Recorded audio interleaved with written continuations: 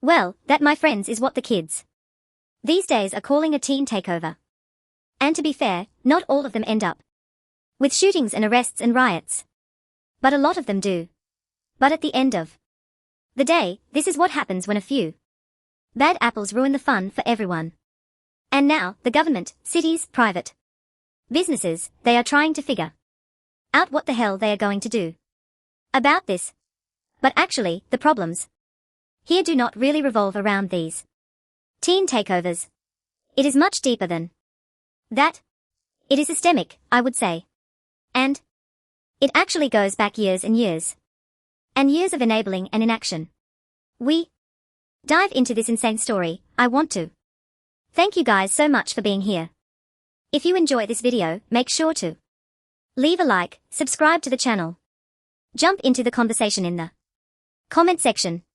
And of course, if you want to stay up to date on everything that we are doing here on the channel, make sure to ring that notification bell.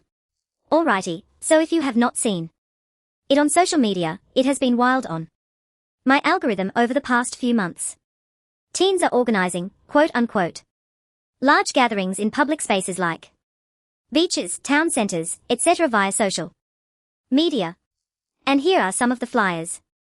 These are the ones that circulated around TikTok and other social media platforms. And on the surface, looking at this seems great, right? You would hope that this could be cool. We have talked so much over the last few years about the devastating impacts that COVID lockdowns had on young people, their mental health, their socialization. We literally talked about that 2 days ago when I did my video about Forsey and his hearing. We have asked time and time again, parents have asked, what do we do to get kids outside? To literally get them touching grass.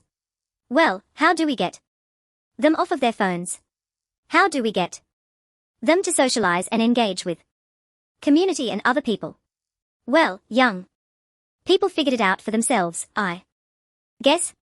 They found a solution, but that solution has become deadly. Literally. It has become deadly. And now, at least every other week, I guess in terms of what I'm seeing on social media, maybe it's even more, there are viral videos and stories coming out about how these gatherings, these teen takeovers, end up in all-out brawls. For example, at the beginning of the month, one in Pensacola ended up in a shooting. A 19-year-old man was killed and 6 others were injured in an overnight shooting after hundreds of teens flooded downtown Pensacola, Florida. Also, over the 4th of July in North Carolina, 9 people were shot and wounded, including one adult who was not part of the teen takeover, just happened to be in the area. 2 days ago in Chicago, cops had to break up another one that turned into fighting. This is probably the 120th that's happened in Chicago over the last couple of years. And these are just 3 examples.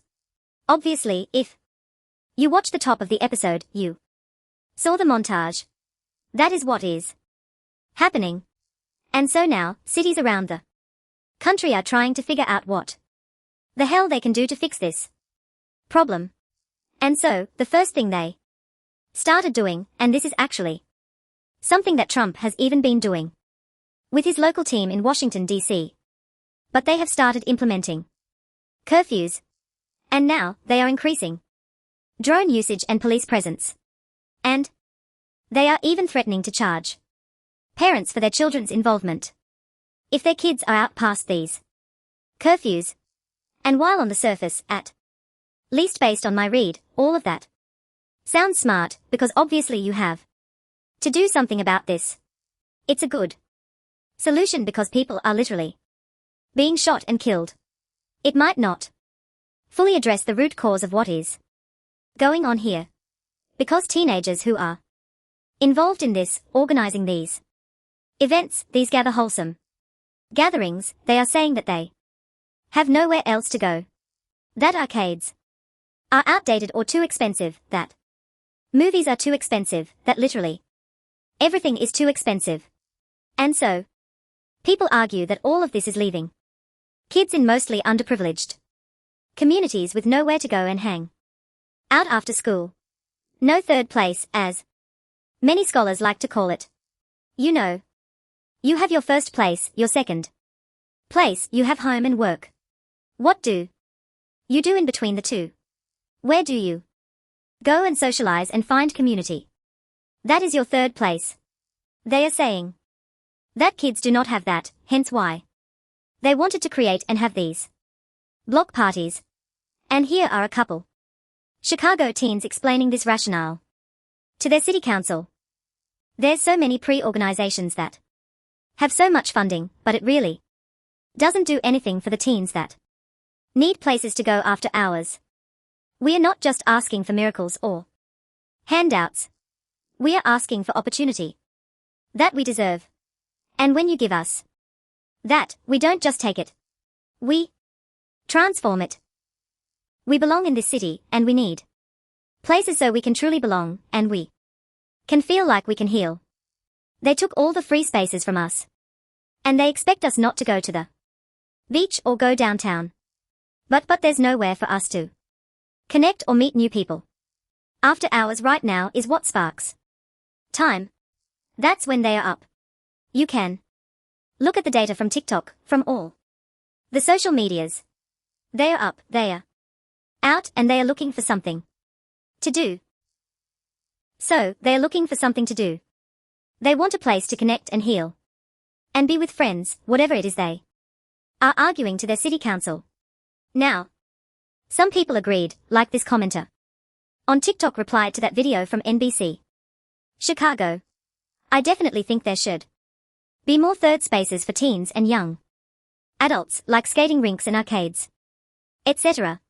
There need to be places where youth can interact with each other in a free or affordable way. And I agree that a lot of those places have disappeared.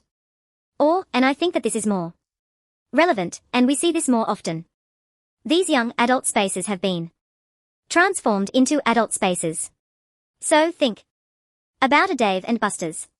I think of Dave and Buster's now as an adult place where a bunch of guys get together, they get some beers, they are taking shots, and they are playing old arcade games for the nostalgia of it all. We can even take